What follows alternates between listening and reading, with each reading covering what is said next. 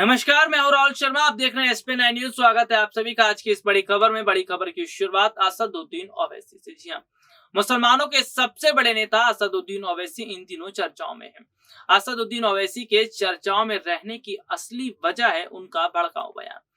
दरअसल जुमे की नमाज के दिन देश के कई राज्यों में जो दंगा भड़का और वो दंगा भड़कने के बाद ये देखने को मिला कि सीधे सीधे तौर पर बहुत बड़े हद तक जो बदलाव है वो होता नजर आया। तो सीधे सीधे तौर पर देखने को मिला कि जिस तरह से दंगा भड़का है और जिस तरह से दंगा भड़काया गया है, इसमें ओवैसी का बहुत बड़ा हाथ बताया जा रहा है। तो जुमे की नमाज के जिन दिन देश का जो माहौल खराब हुआ, ऐसे में ओवैसी पर लगातार शिकंजा कसा जा रहा। माना जा रहा है कि अगर सच्चाई साबित हो जाती है तो ओवैसी जल्दी गिरफ्तार भी होंगे।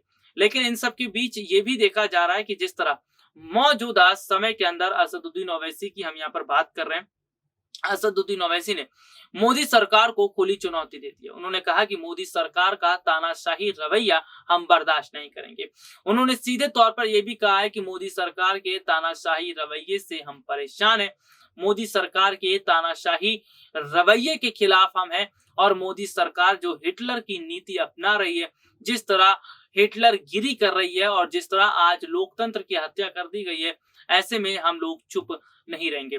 दरअसल ये वही असदुद्दीन ओवैसी हैं जिन्होंने कुछ समय पहले कहा था कि अगर मुसलमानों को अपनी आवाज उठानी है तो उन्हें सड़कों पर उतरना पड़ेगा।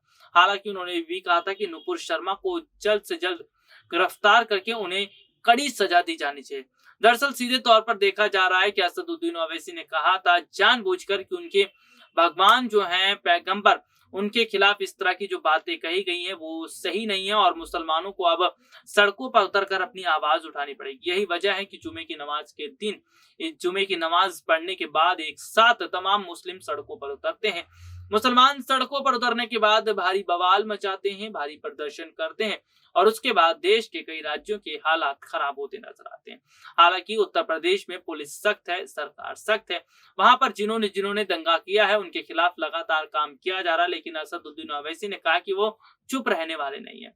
ओवैसी ने कहा है कि वो लगातार सच्चाई के साथ खड़े हैं, वो सच्चाई के साथ आगे भी बढ़ते रहेंगे और उन्होंने ये भी कहा है कि सच को दबाया नहीं जाएगा।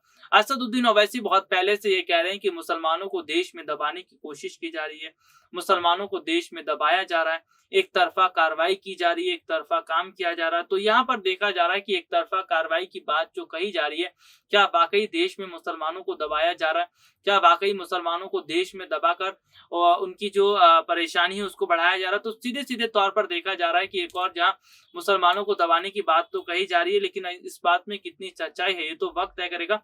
लेकिन कहीं ना कहीं असदुद्दीन ओवैसी मोदी सरकार से जो पंगा ले रहे हैं, मोदी सरकार के खिलाफ जिस तरह से काम करते नजर आ रहे हैं, क्या वाकई बड़ा जो झटका है वो आने वाले समय में मोदी सरकार को ही उठाना पड़ेगा? क्या ओवैसी की वजह से मोदी सरकार फंस जाएगी?